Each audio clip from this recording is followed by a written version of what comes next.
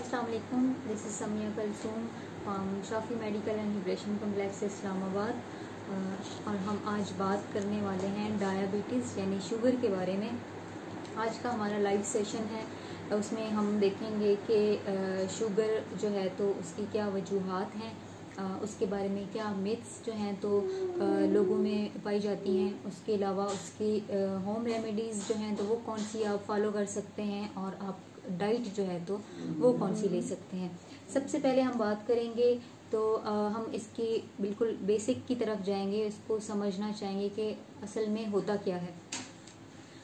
सबसे पहले आप देखें, आप अपने रोज़मर्रा कामों में ज़िंदगी में जो है तो 3 टाइम का आप खाना खाते हैं, तो आप जो भी चीज़ आप खा रहे होते हैं वो आपकी उसकी ब्रेक डाउन होती है, यानी तोड़ फोड़ होती है। और वो जो आपका खाया हुआ जो भी खाना है वो तोड़ फोड़ के बाद ग्लूकोज में तब्दील हो जाता है। जब वो ग्लूकोज में तब्दील हो जाता है तो उसके बाद वो आपके जो फैट सेल्स हैं और जो आपके मसल सेल्स हैं उनमें वो ट्रेवल करना शुरू कर देता है, और आपके जिस्म के जितने भी सेल्स हैं जहाँ जहाँ पे जिस जिस चीज़ की ज़रूरत है उसको वहाँ पे पहुँचाया जाता है। तो उसको पहुँचाने के लिए जो एक ज़रिया है, जो एक सोर्स है, वो क्या है? इंसुलिन है। इंसुलिन कहाँ से आती है? अब इस बात पे हम आते हैं। पेंक्रियाज आपके जिस्म में एक ऑर्गन है, तो वो क्या करता है? इंसुलिन को प्रोड्यूस करता है। इंसुलिन फिर जो है तो आपके जो ग्लूकोज है उसको लेके आपके फैट मसल्स में जाती है, आपके जो है तो बाकी जो सेल्स हैं उनमें जाती है। तो ये एक पूरा मैकेनिज्म चल रहा होता है। अब जो मसला शुरू होता है वो क्या होता है? वहाँ सबसे पहले जो चीज़ आती है कि ये पूरा एक प्रोसेस चल रहा है, एक मैकेनिज्म चल रहा है, ये इसमें खराबी कहाँ से आई है? सबसे पहली चीज़ आपका लाइफस्टाइल। जो आपका लाइफस्टाइल है वो डिस्टर्ब होता है जब आप बहुत ज़्यादा स्ट्रेस में रहते हैं, आपकी डाइट अच्छी नहीं है, आप जंक फूड खा रहे हैं, या आप कोई मेडिकेशन पे चल रहे हैं, कोई आपकी मेडिसिन चल रही हैं, और इसके अलावा आपका इम्यून सिस्टम जो है तो वो वीक हो गया है, तब जाके आपका जो एक मैकेनिज्म चल रहा है वो ख़राब होना शुरू हो जाता है। वहाँ से आपको मेन मसला शुरू हो जाता है। रूट काज आपका यहाँ पे आता है कि आपकी जो आपका लाइफस्टाइल है वो ख़राब हो चुका है। अब क्या होता है कि आप ये सोचते हैं कि 3 टाइम का खाना खाया है मैंने, तो उसमें रोटी खा ली है और 3 टाइम पेट भर के खा लिया। नहीं, उसमें आप हो सकता है सिर्फ कार्बोहाइड्रेट्स ले रहे हैं, या हो सकता है सिर्फ प्रोटीन्स ले रहे हैं। तो यहाँ से मसला शुरू होता है। आप जो आपके माइक्रो न्यूट्रिएंट्स हैं, यानी कि विटामिन सी हो गया, आपकी मैग्नीशियम हो गई, पोटाशियम हो गई, इनको आप इग्नोर कर रहे हैं। जब आप इनको इग्नोर करना शुरू करते हैं तो जो आपके माइक्रो न्यूट्रिएंट्स हैं उनकी डेफिशिएंसी शुरू हो जाती है। जब वो डेफिशिएंसी शुरू होगी, आपका इम्यून सिस्टम वीक होना शुरू हो जाएगा, और आपके जो फैट सेल्स हैं, आपके जो मसल सेल्स हैं, वो डिस्टर्ब होना शुरू हो जाएंगे, और पीछे जाके आपका मैकेनिज्म खराब होना शुरू हो जाएगा। अब क्या होता है कि आपकी बॉडी में ग्लूकोज बन रही है, आपके जो भी आपने कुछ खाया है उसकी तोड़ फोड़ हुई, वो ग्लूकोज बन रहा है, उसने ट्रेवल करना है, और उधर से पेंक्रियाज जो है तो वो इंसुलिन बनाता जा रहा है। जब वो इंसुलिन आपके जिस्म के सेल्स के पास आती है और वो वहाँ पे नॉक करती है, तो जो आपके सेल्स हैं वो ग्लूकोज को एक्सेप्ट नहीं करते हैं, वो उसको लेते नहीं हैं। मसला यहाँ से शुरू होता है। इंसुलिन प्रोड्यूस हो रही है, बन रही है, आपके सेल्स ग्लूकोज को एक्सेप्ट नहीं कर रहे हैं, तो पेंक्रियाज जो है तो वो इंसुलिन बनाता रहेगा। उससे क्या होगा कि आपके जिस्म में इंसुलिन का लेवल हाई हो जाएगा। इंसुलिन का लेवल हाई होगा तो ब्लड में शुगर का लेवल भी हाई होगा। इस तरह से जब आप जाके अपना टेस्ट करवाएंगे तो आपकी टेस्ट में आपकी ब्लड शुगर का लेवल हाई आएगा, और आपको पता चलेगा कि अब आप डायबिटिक हो चुके हैं। ये हम इसको कहते हैं टाइप 2 डायबिटीज। डायबिटीज की टाइप्स होती हैं, तो ये टाइप 2 डायबिटीज आती है, जिसमें क्या होता है कि आपकी बॉडी में बहुत ज़्यादा इंसुलिन बनना शुरू हो जाती है, और जो आपके सेल्स हैं वो एक्सेप्ट नहीं कर रहे हैं ग्लूकोज को। जो दूसरी चीज़ आती है वो टाइप 1 डायबिटीज़ आती है। टाइप 1 में क्या होता है कि आपका जो पेंक्रियाज है वो इंसुलिन को प्रोड्यूस ही नहीं करता, पीछे से वो बनती ही नहीं है। ये आपकी जो है तो टाइप 1 में डायबिटीज़ आ जाती है। अब ये 2 टाइप्स आपके पास आ गई हैं, आपको इनका रूट काज है वो पता चल गया, अब इसमें मैकेनिज्म किस तरह से चल रहा है ये सब भी आपको पता चल गया है। जब आप टेस्ट करवाते हैं आपकी जो नॉर्मल रेंजेस आती हैं इसकी ग्लूकोज का आप जब टेस्ट करवाते हैं आपकी जो ब्लड ग्लूकोज शुगर चेक की जाती है तो उसमें आपका 70/99 जो होता है वो नॉर्मल कंसिडर किया जाता है। इससे थोड़ा ऊपर जाते हैं और 140 से थोड़ा नीचे रहते हैं तो वो आपको ये बताया जा रहा होता है कि आप जो है तो प्री डायबिटिक हैं, आगे जाके आपको सीवियर डायबिटीज होने वाली है। लेकिन 140 को आप जब क्रॉस कर जाते हैं तो आप डायबिटिक पेशेंट हो चुके हैं। ये आपको उसकी रेंजेस ये बताती हैं, आपके टेस्ट आपको बताते हैं। अब ये चीज़ हमें समझ आ गई कि डायबिटीज़ किस तरह से हो रही है, तो इसके काजेज़ क्या हैं, इसकी वजह क्या है, ये भी आपको बता दी गई है। इसके बाद हम चलते हैं, अपने रूट कॉज पे भी बात की है कि आपका जो लाइफस्टाइल है उसकी वजह से वो डिस्टर्ब हुआ तो आपका सारा जो मैकेनिज्म है वो डिस्टर्ब हो गया। ये चीज़ें हमने डिस्कस कर ली। इसके बाद हम चलेंगे, हम होम रेमेडीज़ की बात करेंगे कि आप घर पे जो है तो क्या चीज़ें कर सकते हैं। उसके अलावा हम आपकी जनरल डाइट के बारे में बात करेंगे। बहुत सारे मिथ्स हैं जो लोगों में पाए जाते हैं। वो लोग सोचते हैं कि अच्छा मुझे शुगर है, मैंने ये नहीं खाना, मैंने ऐसा नहीं करना, वैसा नहीं करना। तो वो बहुत सारी गलत फहमियाँ हैं जो कि लोगों ने रखी हुई हैं और वो उसको छोड़ रहे हैं, जिससे और भी ज़्यादा नुकसान कर रहे हैं। एक चीज़ मैं यहाँ पे ये भी बताऊंगी कि जो आपकी डायबिटीज़ है उसमें आपका जो रिस्क फैक्टर है वो बढ़ जाता है कि आप हार्ट डिजीज़ की तरफ शिफ्ट होना शुरू हो जाएं। आपकी जो डायबिटीज़ है वो आपको दिल का मरीज भी बना सकती है। ये एक रिस्क फैक्टर होता है। इसलिए बहुत ज़रूरी होता है कि आप अगर डायबिटिक पेशेंट हैं तो आपको उसको बहुत अच्छे से आप अपने आपको अपनी जो आपकी हेल्थ है उसको मेंटेन करें। आपका जो लाइफस्टाइल, ज़रूरी नहीं है कि आप ये इस बात को सोच लें कि आपको डायबिटीज़ हो गई, आप शुगर के मरीज़ हैं तो आप जो है तो सिर्फ बस अब आपने मेडिसिन पे ही चलना है। नहीं, ये बहुत ज़्यादा सोच हमारे लोगों के जहन में पाई जाती है कि वो बस सोच लेते हैं कि हमने ये दवाई खानी है और बस इसी पे चलना है। नहीं, आप अपना लाइफस्टाइल चेंज करें, आप अपनी जो डाइट है उसको अच्छा बनाएं तो आप बहुत कुछ जो है तो बेहतर हो सकते हैं, बहुत रिकवरी की तरफ जा सकते हैं। ये चीज़ डिस्कस हो जाती है। मिथ्स की बात करते हैं तो सबसे पहले जो हमारे पास एक चीज़ आती है उसमें हम कहते हैं कि बहुत सारे लोगों को, मैंने खुद भी देखा, वो ये कह रहे थे कि हम फ्रूट्स नहीं खाते। क्यों? क्योंकि हमें शुगर है, हमें मना कर दिया गया है। ये बहुत बड़ी गलतफहमी है। आप शुगर के पेशेंट हैं, आप फ्रूट्स खा सकते हैं। ये आप डिपेंड करता है कि आपने कब खाना है, कितना खाना है और किस तरह से खाना है। तो आप ज़रूर खाएं। आप केला खा सकते हैं, आप खरबूज खा सकते हैं, आप तरबूज खा सकते हैं, आप माल्टा खा सकते हैं, आप अंगूर खा सकते हैं, आप सारे फ्रूट्स खा सकते हैं। तो इस चीज़ को सबसे पहले आप ख़त्म कर दें, ये सोचना छोड़ दें कि आपको शुगर है तो आप फ्रूट्स नहीं खा सकते। क्यों? क्योंकि उनमें मीठा होता है। ये सबसे पहली चीज़ आती है, एक बहुत बड़ा मिथ है हमारा ये। तो अब बात करते हैं कि आप किस तरह से खा सकते हैं। सबसे पहली चीज़ आप ये देखेंगे कि आप कोई भी फ्रूट खा रहे हैं तो वो आपने किस तरह से खाना है, कब खाना है। आप ये कर सकते हैं, आप उसको खाली पेट खा सकते हैं, या ये हो सकता है आप किसी अपने पोस्ट वर्क में खा सकते हैं। आप कोई आपने खाना खाया है तो उसके बाद आप अपने किसी स्नैक्स के टाइम में या किसी ऐसे टाइम में फ्रूट्स खा सकते हैं। आप एक केला खा लें। सर्विंग्स होती हैं, वो सर्विंग्स की डिटेल्स भी मैं आपको आगे बताऊंगी तो आपको अंदाज़ा हो जाएगा कि आपने किस तरह से खाना है। तो उसके अलावा एक इसको जो खाने का तरीका है, अगर आप शुगर के पेशेंट हैं तो आपने ये करना है कि आप फ्रूट्स ले रहे हैं, फ्रूट्स के साथ आप नट्स को लें। नट्स में आपके ये बादाम आ जाते हैं, अखरोट आ जाते हैं, ये सारी चीज़ें आ जाती हैं। आप अपने फ्रूट्स के साथ नट्स को लें, इसका बहुत अच्छा कम्बिनेशन है। अब क्या होगा कि जब आप फ्रूट्स के साथ नट्स को लेंगे तो जो नट्स में जो प्रोटीन्स पाई जाती हैं और जो फैट्स पाए जाते हैं वो आपके जो फाइबर्स हैं फ्रूट्स के, उनको डाइजेस्ट करने में बहुत हेल्प करेगा। उसके अलावा जो आपकी बॉडी में ग्लूकोज बनेगा, उसका जो स्पाइक होना है, जो उसकी तोड़ फोड़ होनी है या जो उसका सारा सिस्टम चलना है, उसको बहुत स्लोली जो है तो वो करेगा, उसको एकदम से एब्जॉर्ब नहीं कर लेगा या उसको बहुत एक मैकेनिज्म में लेके चलेगा। ये नट्स आपको बहुत ज़्यादा हेल्प करेंगे। तो आप फ्रूट्स ज़रूर खाएं, उनको एक कम्बिनेशन के साथ खाएं। नट्स को उनके साथ उसकी कम्बिनेशन में लें, उसके साथ खाएं। अब एक ये चीज़ आ जाती है। उसके अलावा दूसरा मिथ आ जाता है राइस, यानी आप कहते हैं कि हम चावल नहीं खा सकते हैं। ये भी बहुत बड़ा एक मिथ है। आप ज़रूर चावल खा सकते हैं। उसके लिए भी मैं यही बात कहूँ कि आपको पता होना चाहिए आपने कब खाना है और कितना खाना है। ये सबसे एक ज़रूरी चीज़ है। शुगर के आप पेशेंट हैं, इसके लिए भी, इससे हट के भी आप अपनी ज़िंदगी में आप हर चीज़ खा सकते हैं, चाहे आप डाइट पे हैं या आप किसी भी डिजीज़ में हैं। लेकिन आपको सबसे पहली चीज़ जो पता होनी चाहिए वो यही है कि आपने कब खाना है और कितना खाना है। तो आप चावल की बात करते हैं, आप कहते हैं आपने रात को खाया है और रात को आपने एक बहुत बड़ी प्लेट चावल की भर ली है और उसमें सब्जियां भी नहीं डाली हुई और आपने वो खा ली है, तो वो आपका जो ब्लड में ग्लूकोज लेवल है उसको हाई कर देगा। इस तरह से आप खाएंगे तो ज़रूर आपको वो मसला करेगी। इसलिए बेहतर यह है कि आपने अगर एक नॉर्मल एक साइज़ लेना है और थोड़े से लेने हैं और उसमें ज़रूर सब्जियों का इस्तेमाल करें। आप जितनी ज़्यादा उसमें सब्जियां इस्तेमाल करेंगे आपके लिए उतना ही ज़्यादा फ़ायदेमंद रहेगा। ये एक चीज़ हो जाती है। हमने 2 मिर्च की बात की और तीसरी हम बात करते हैं स्वीट पोटैटो यानी मीठा आलू।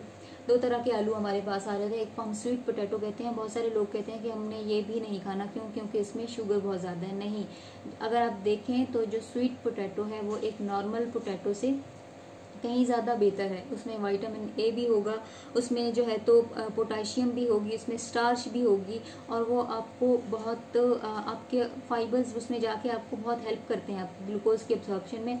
उसका ये तरीका है कि आप ये ना करें कि आप ले रहे हैं तो स्वीट पोटैटो ले रहे हैं और आप उसको मीठी चटनी के साथ ले रहे हैं। अगर आप इस तरह से करेंगे तो ऑफ कोर्स आपका जो ब्लड में ग्लूकोज लेवल है वो बढ़ जाएगा। इसलिए बेहतर यह है कि आप स्वीट पोटैटो ले रहे हैं तो आप उसको नींबू के साथ लें, तो वो आपके लिए अच्छा रहेगा। आपको बिल्कुल भी उसकी वजह से आपको कोई मसला नहीं रहेगा।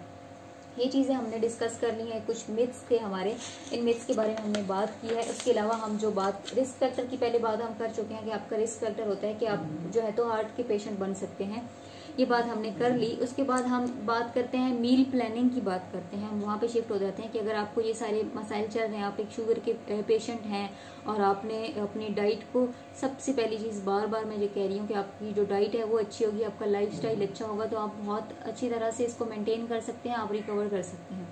हम मील की प्लानिंग की बात करेंगे, उसकी टिप्स की बात करेंगे, तो उसमें आपको मैं 4 चीज़ें बताऊंगी, जिसमें 4 पॉइंट्स में आपको बताऊंगी कि have balance, control portions, eat at regular time, carbohydrate is की। इसको मैं बारी बारी एक्सप्लेन करूंगी। सबसे पहली चीज़ जो है तो हैव बैलेंस, इसके बारे में मैं आपको बताऊंगी। आपने दिन में 3 टाइम खाना है और बहुत बैलेंस डाइट खानी है। आपके जिस्म में आपको कार्बोहाइड्रेट्स भी चाहिए, आपको प्रोटीन्स भी चाहिए, आपको फैट्स भी चाहिए। तो ये सारी की सारी चीज़ें आपकी डाइट में शामिल होनी चाहिए।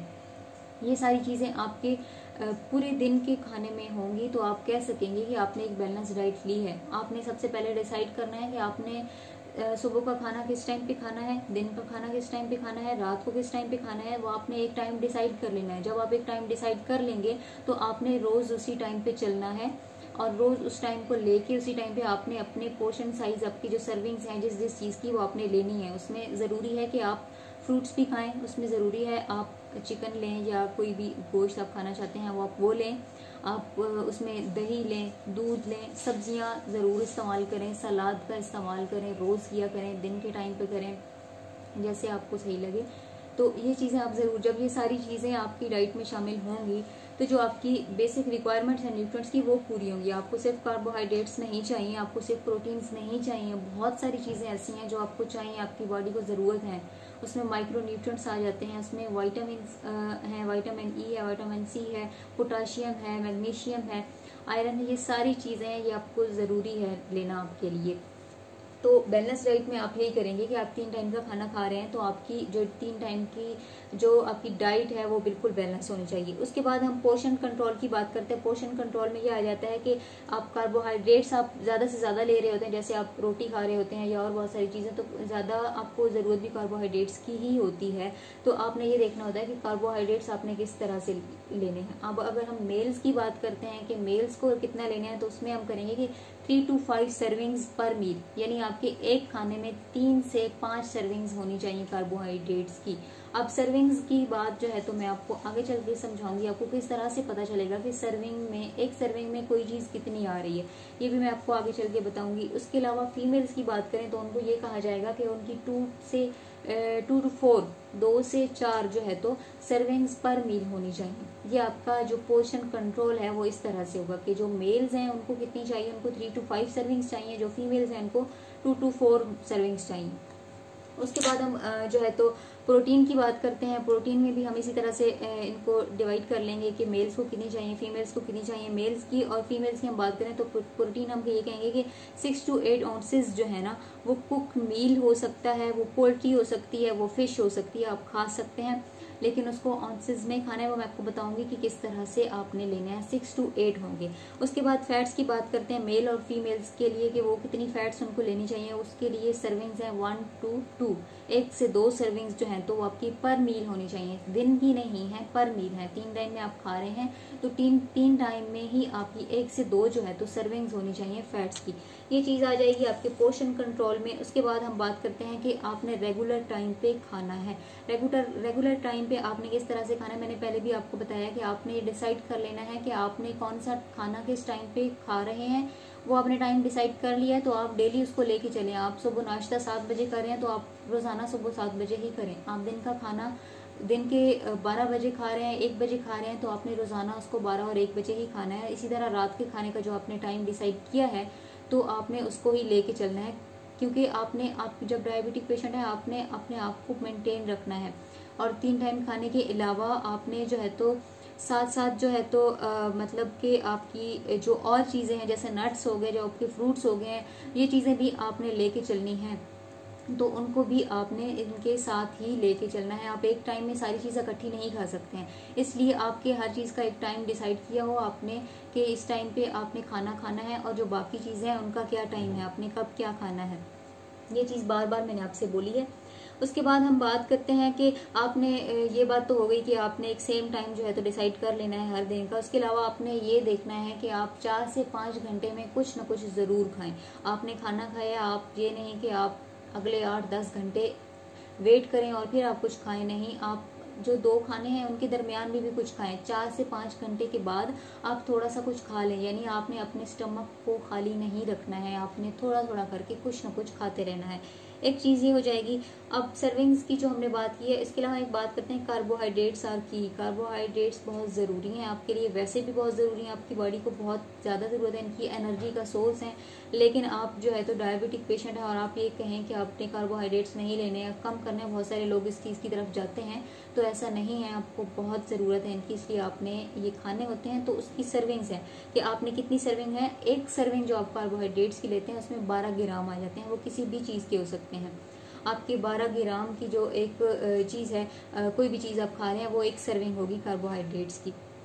उसके अलावा जो है तो हम ये करेंगे, ये बात कर कार्बोहाइड्रेट्स की बात होगी और प्रोटीन्स की बात होगी। यहाँ पे मैं ये बताना चाहती हूँ कि जो कार्बोहाइड्रेट्स हैं वो सिर्फ आपकी एनर्जी का ही सोर्स नहीं है, बल्कि आपकी बॉडी में आप ये कहें कि जो प्रोटीन्स, फैट्स और कार्बोहाइड्रेट्स हैं, उसका मेन सोर्स जो है एनर्जी का वो कार्बोहाइड्रेट्स है। उसके साथ जो प्रोटीन्स हैं वो आपकी बॉडी के बिल्डिंग ब्लॉक्स हैं, यानी आपकी जिस्म में जितनी भी चीज़ें बन रही हैं, आपके जिस्म में आपके जो ऑर्गन्स हैं या जो सेल्स हैं उनके जो बिल्डिंग ब्लॉक्स हैं, यानी जिसको आप एक क्या कहते हैं, एक बुनियादी चीज़ जो बना रही होती है उस चीज़ को, तो वो क्या होती है, प्रोटीन्स होती हैं, वो ज़रूरी होती हैं इसलिए।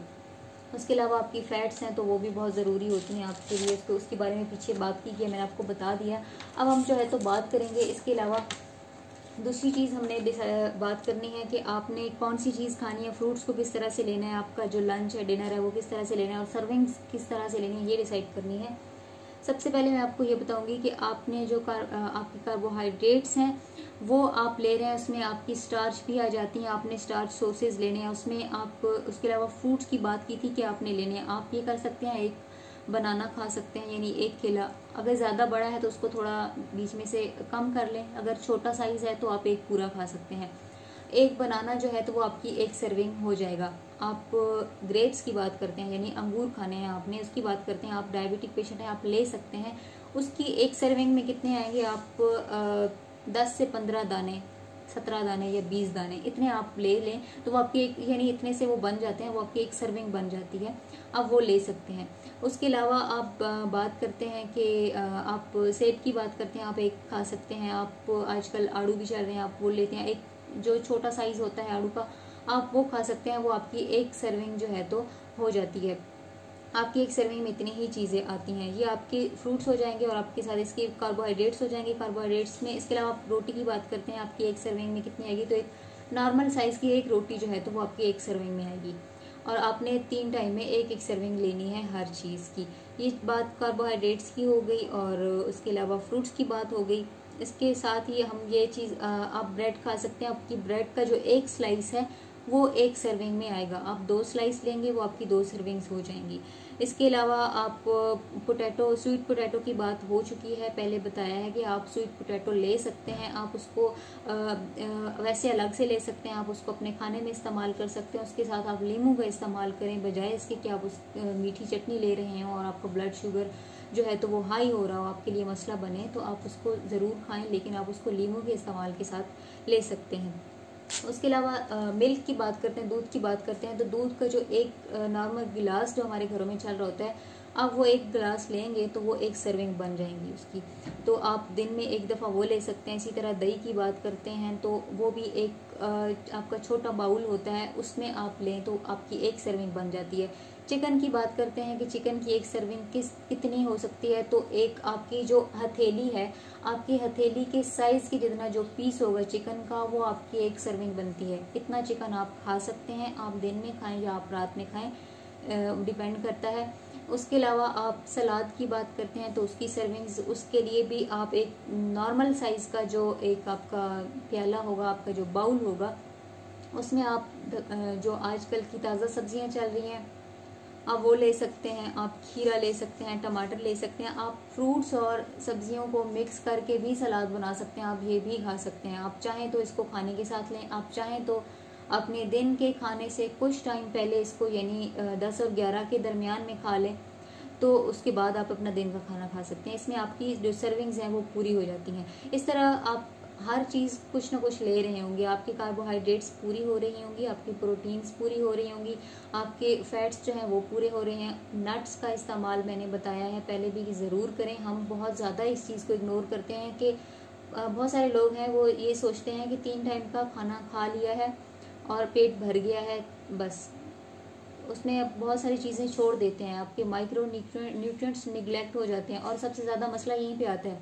जब आपके माइक्रो न्यूट्रिएंट्स की डेफिशिएंसी होती है, आपका इम्यून सिस्टम वीक होना शुरू हो जाता है और आपका जो बॉडी का मैकेनिज्म है वो बहुत ज़्यादा डिस्टर्ब हो जाता है। ये बहुत ज़रूरी होते हैं और ये आपको कहाँ से मिलते हैं? आपको फ्रूट्स से ही मिलते हैं, आपके नट्स से मिलते हैं। तो ये चीज़ें बहुत ज़रूरी होते हैं। 3 टाइम पे रोटी खा लेना ये सिर्फ काफ़ी नहीं होता है। आपने हर चीज़ खानी है और थोड़ी थोड़ी करके खानी है, रोज़ाना खानी है। आपके फ्रूट्स, आपकी सब्जियां, दही, दूध, ये सारी चीज़ें जो है तो होनी चाहिए। तब आप कह सकेंगे कि आप एक अच्छा लाइफस्टाइल जो लेके चल रहे हैं, या आप कह सकेंगे कि आप बैलेंस डाइट लेके चल रहे हैं। आपकी बैलेंस डाइट में हर चीज़ मौजूद होनी चाहिए। ये चीज़ हमने डिस्कस कर ली है। उसके अलावा कुछ होम रेमेडीज़ हैं, उनकी बात करेंगे कि आप क्या कर सकते हैं। लाइफस्टाइल की बात मैंने पहले भी की है 2 से 3 दफ़ा कि आप अपना लाइफस्टाइल अच्छा करें। जितना अच्छा आपका लाइफस्टाइल होगा, आप अपने आप को उतना ज़्यादा मेंटेन रख सकेंगे। आपके लाइफस्टाइल में आपका ये आता है कि आप हर वक्त स्ट्रेस में रह रहे हैं, आप जो है तो आपकी डाइट अच्छी नहीं है, बैलेंस नहीं है, आपका इम्यून सिस्टम वीक हो चुका है, उसके अलावा आप पानी नहीं पी रहे हैं, तो आप एक अच्छा लाइफस्टाइल लेके नहीं चल रहे हैं। जब ये सारी चीज़ें होंगी तो ज़रूर मसाइल होंगे आपके साथ। इसलिए अच्छे लाइफस्टाइल में आ जाता है कि आप खुद को रिलैक्स रखें। ये मेरे हर सेशन में मैंने ये बात की है कि स्ट्रेस को जो है तो बहुत ज़्यादा स्ट्रेस लेना आपके लिए बहुत मसाइल पैदा करता है। सिर्फ दिमागी तौर पे नहीं, आपको आपका डाइजेस्टिव सिस्टम भी डिस्टर्ब होता है, आपके और भी ऑर्गन्स डिस्टर्ब हो जाते हैं उससे। इसलिए आपने स्ट्रेस को ज़्यादा से ज़्यादा कंट्रोल करना है। आपने एक्सरसाइज ज़रूर और ज़रूर करनी है। आप कोई भी टाइम रख लें अपनी एक्सरसाइज का, आप मॉर्निंग में करें, आप इवनिंग में करें, आपकी जो भी रोज़मर्रा की एक्टिविटीज़ हैं उनको देख के आपका जो टाइम निकलता है आप उसमें कर सकते हैं। एक्सरसाइज ज़रूरी है। उसके अलावा जो है तो आपको ये मैंने बता दिया है कि आपने डाइट किस तरह से लेनी है, यानी जो मिथ्स हैं कि फ्रूट्स नहीं खाना, राइस नहीं खाने, वो चीज़ें भी मैंने बता दी हैं। आपकी बैलेंस डाइट में क्या क्या चीज़ें आती हैं मैंने आपको बताया है। ये सारी चीज़ें आप फॉलो करेंगे तो आप कह सकेंगे कि आप एक अच्छा लाइफस्टाइल जो है तो लेके चल रहे हैं और आप अपने आप को मेंटेन कर सकेंगे। अगर आप कोई डायबिटिक या किसी भी किस्म की आपको कोई बीमारी है या कोई मसला है तो उसको आप कंट्रोल कर सकते हैं। हो सकता है आप बहुत अच्छे से सारी चीज़ों फॉलो करें तो आप उसको बहुत ही लो लेवल पे ले जाएं और आप एक रिकवरी की तरफ जाना शुरू कर दें।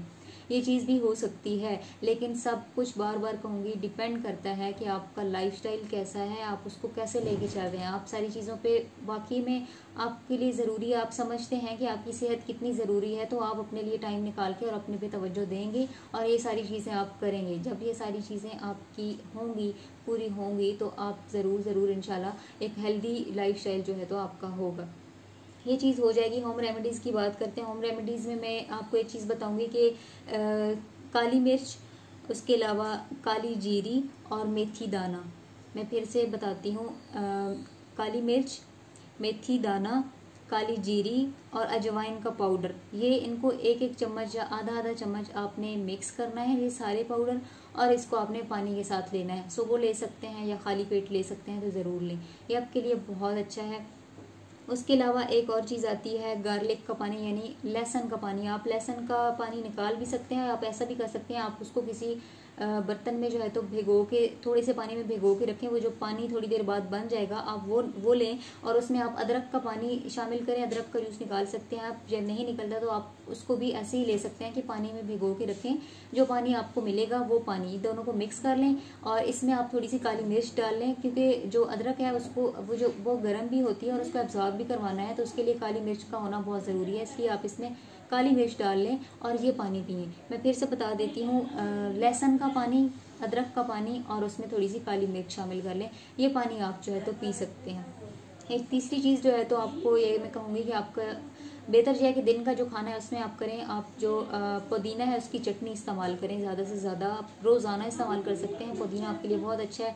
आप चटनी बना के नहीं ले रहे तो आप पुदीना को वैसे ही पुदीने के पत्ते लें और उनको ज़ुबान के नीचे रखें या चबा लें किसी भी टाइम पे, तो ये आपके लिए पुदीने के पत्ते बहुत अच्छे हैं। उसके अलावा दालचीनी का इस्तेमाल करें। दालचीनी का इस्तेमाल आप किस तरह से कर सकते हैं, आपको हो सकते आप किसी खाने के बाद थोड़ी सी दालचीनी खा सकते हैं, या आप ऐसा करें कि आप उसको दालचीनी को भिगो के रख दें, रात को भिगो के रख दें 1 गिलास पानी में, और सुबह आप उठ के नहार में वो पानी पी सकते हैं। उसके अलावा जो है तो आप किसी और टाइम पे लेना चाहते हैं, खाने के बाद लेना चाहते हैं तो भी आप ले सकते हैं। आप दालचीनी का इस्तेमाल अपनी चाय में भी कर सकते हैं। आप दालचीनी का एक छोटा सा टुकड़ा लें और उसको चाय में डाल दें। अगर आप सब्ज़ चाय पीते हैं तो आप उसमें भी डाल सकते हैं, बेशक उसमें डाल के इस्तेमाल कर लें, लेकिन दालचीनी के बहुत सारे फ़ायदे हैं और आप शुगर के मरीज़ों के लिए तो बहुत ही अच्छी है, इसलिए आप वहाँ पे इसका इस्तेमाल कर सकते हैं।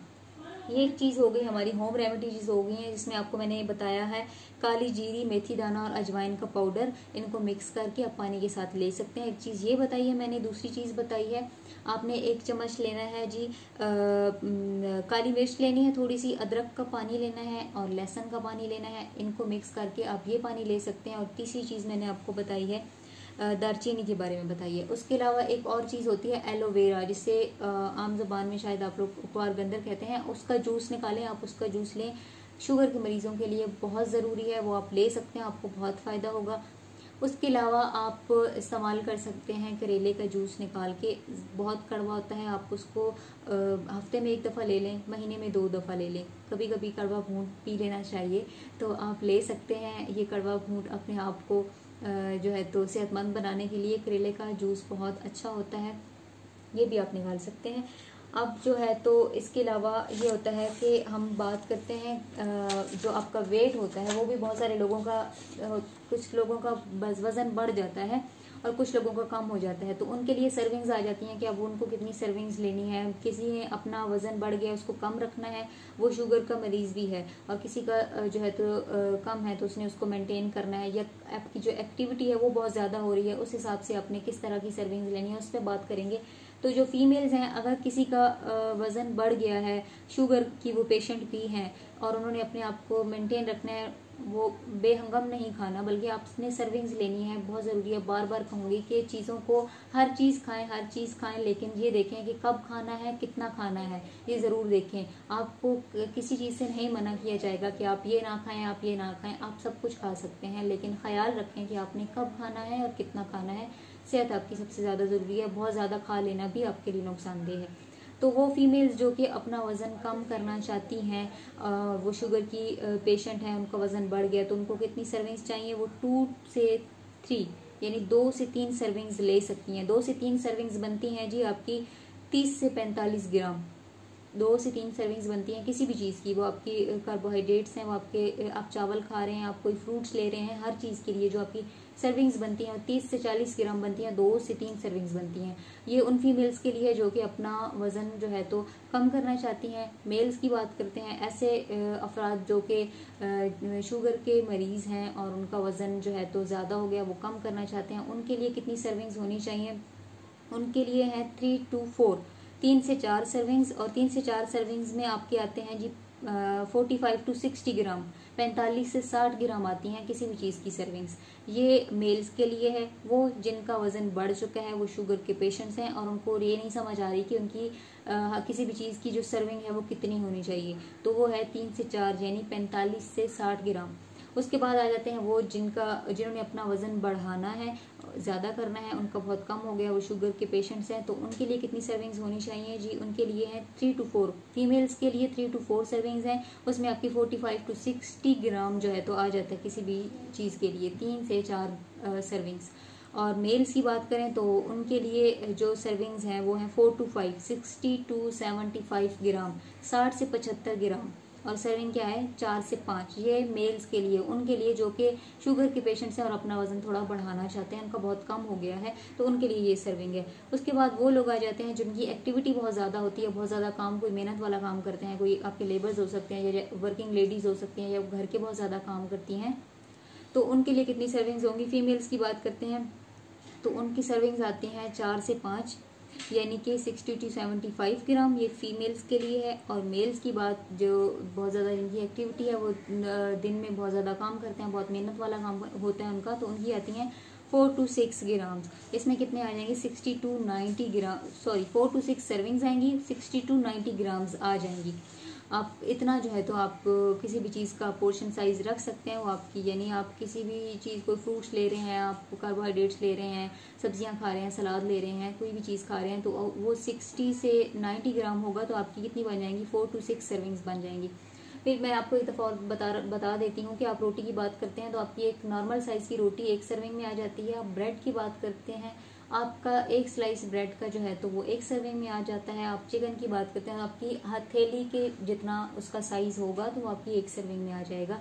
ये आपकी सर्विंग्स हैं, आपके पोर्शन साइज है, इसको कंट्रोल करना बहुत ज़रूरी है, नॉर्मल लाइफ में भी बहुत ज़रूरी है। आप शुगर के पेशेंट हैं, आपका जो खाना पीना है उसको आपने बहुत देखभाल के, बेशक हर चीज़ खाएं लेकिन कंट्रोल, उसका पोर्शन साइज कंट्रोल रखें और उसका जो सर्विंग साइज है उसको देख के रखें, किस टाइम पे खाना है, कब खाना है, कितना खाना है, इसका ज़रूर ख्याल रखें। और सर्विंग साइज मुझे उम्मीद है कि आप लोगों को समझ आ गई होंगी कि क्या सर्विंग में क्या होता है और आपने कोई चीज़ किस तरह से लेनी होगी। उसके पहले मिथ्स की बात की है, मुझे उम्मीद है कि आपको वो सब भी समझ आ गई होगी जो मिथ्स हमारे में पाई जाती हैं। फ्रूट्स नहीं खाना, चावल नहीं खाने, स्वीट पोटैटो नहीं लेना, इस चीज़ के बारे में भी बता दिया है। उम्मीद है कि आपको वो भी समझ आ गई होगी और आपके लिए आज का सेशन बहुत फ़ायदेमंद रहा होगा। उसके अलावा जो है तो किसी का कोई क्वेश्चन हो तो आप कर सकते हैं। असद शराजी मैम, मेरा वेट दिन बहुत बढ़ रहा है। ठीक है, असद शराजी का क्वेश्चन है, मेरा वेट दिन ब दिन बहुत बढ़ रहा है। आप हमें जो है हमारे पेज पे इनबॉक्स कर दें, आपकी कुछ डिटेल्स चाहिए होंगी, वो डिटेल्स लेने के बाद ही आपको बताया जा सकेगा कि आपको क्या करना चाहिए।